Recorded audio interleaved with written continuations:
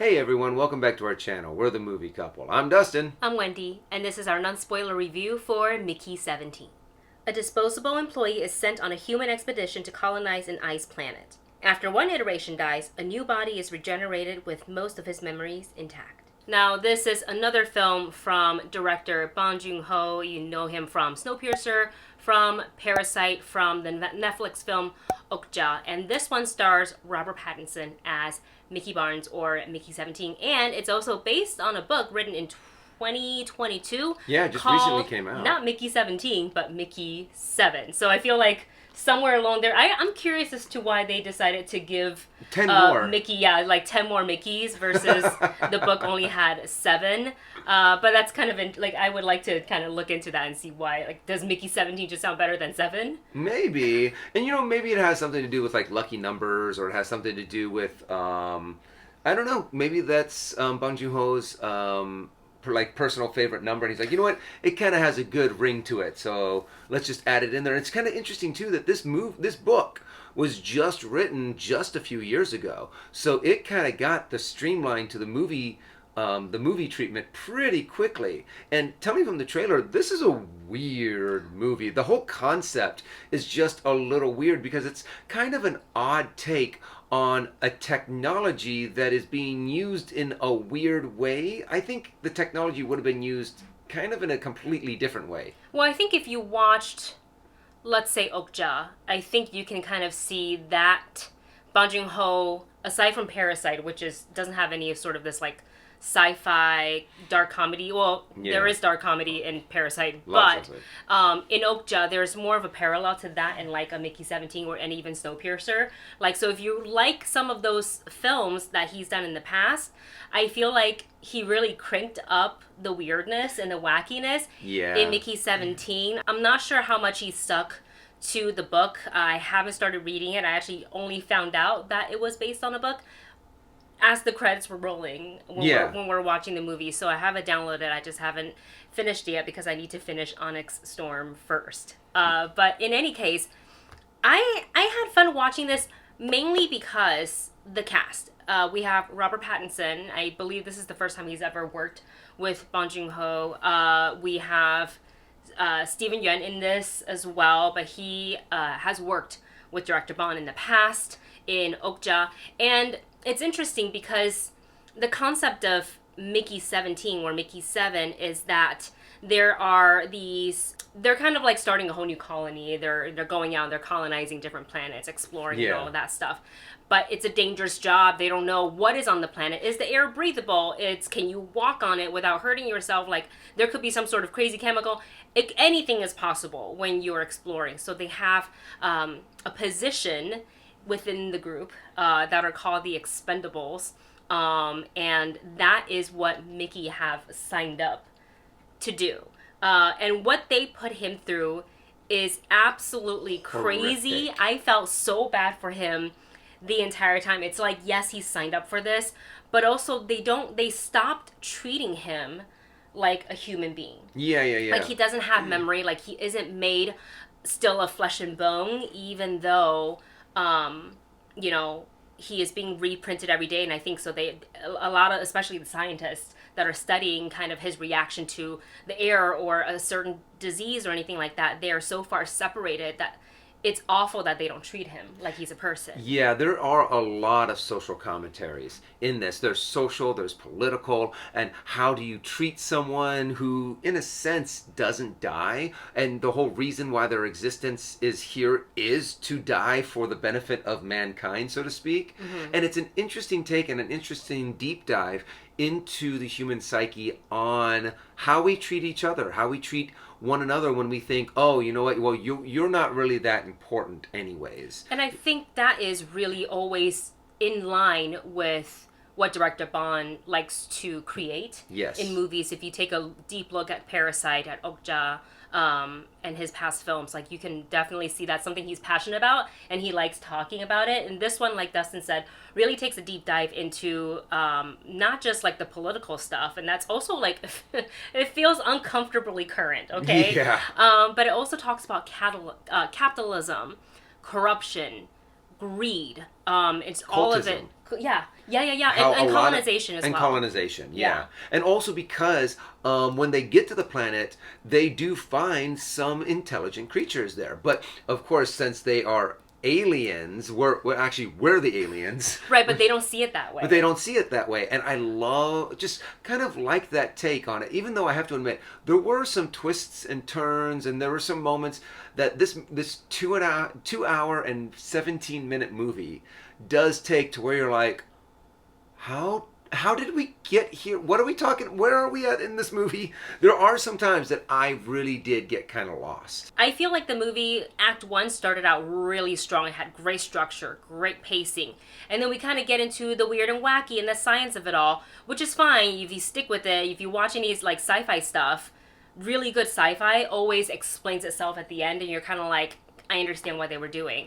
So you got to stick with it. But this one, they sometimes take a scene and they go on such a tangent. Yeah. That you kind of lose sight of like, wait, what are we doing right now? Why is this important? Right. And then they kind of don't go back to that, and I wonder if parts of it was explained in the book.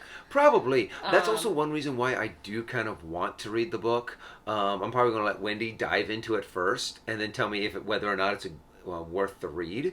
But it definitely seems like there was some, like this probably was an over 3 hour movie that they probably whittled down. They're like, we can't have a 3 hour movie. You've got to cut this down to at least 2 hours and 20 minutes. If you ever saw the movie Multiplicity with Michael Keaton, when you make a copy of a copy of a copy, there's some things that gets lost. But I kind of like this adaptation a little bit better, where it does kind of discuss a little bit that, there's some things that are going to be just a little bit different in each one. But it's also not that they kind of just, there's a lot of things in this movie that they kind of just mention and then move on, and then you're like, whoa, that was kind of interesting, okay, we're moving on. And then they would drop another little thing that was either political or social based that you'd be like, oh, that was kind of interesting, but then they moved on. So I really do feel like there's probably a lot more in the book. Now let's talk about performance. We have Robert Pattinson as Mickey, as the star of the film, and Mickey 17's character is a bit kind of just rolling with it. He's a pushover. He understands his job. He doesn't really speak up for himself. He's a little, not the brightest crayon. Yeah. Not the brightest crayon in the box, but not like outright stupid, right? Yeah. And every iteration of Mickey, there's like a slight difference. They're not an exact carbon copy when it comes to personality and like mind, even though they look exactly the same. And I actually like that it's not an exact copy paste of Mickey. And as I was watching Robert's performance, I'm thinking, it's a fun character. It's certainly very different from anything Robert's ever played, I believe, on screen. But I also thought there wasn't anything stand out that was like, why do they need an actor like Robert Pattinson? Yeah. Right? That is until the next Mickey came along. And then there was the whole sort of like duplicity moment there. And you see this in the trailer. I don't feel like this was a spoiler. And when you see the dual role and now they're interacting back and forth and they're interacting with the rest of the people that's on this mission, you're like, and this is precisely why they hired Robert Pattinson, because I honestly can't think of another actor that is more perfect for this role. The way he delivered everything, the difference in personality, it just got really big and even more grand for the character, and I loved watching that come alive on the screen. Yeah, his performance was at first a little bit like, oh, okay, this guy's just kind of like a pushover. I wonder why they got Robert Pattinson. It wasn't until, Mickey, you see that moment in the trailer, and you're like, okay, now you can kind of deal with a little bit more of the duality. And I'm really curious if that's what really drew Robert Pattinson to this movie, was the fact that you get to play this duopoly between these two characters. I also really liked everyone else in the movie. Mark Ruffalo did a really good job on playing the character that he was playing. His wife did a really good job. Toni Collette, always great. And she's always great. I think that the well-roundedness of the cast was very well organized and structured, and they did a real good job on casting. Sort of going back to the pacing of the movie, when the other Mickey came in, when the duplicity sort of happened, I feel like that's where like it really picked up, things got really exciting, and then it just got kind of chaotic, and I felt like the third act was probably the most uneven for me because I feel like they were, and this could be editing, I don't know, but it felt like they were trying to cram everything in to kind of hurry up and finish so we can get to the end scene of the movie, which is really, really important.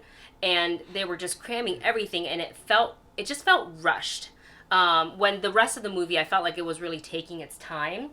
So that felt really weird and a bit out of place for me. I will say they kind of lost me in the final act, but the ending was still really good and satisfying. So I did enjoy watching it, kind of like staying with it until the end, and the payoff was really good. And with that said, I had a fun time with Mickey 17. I honestly did not know what I was about to walk into because I remember watching the trailer and I was like, oh, this looks a little weird for me.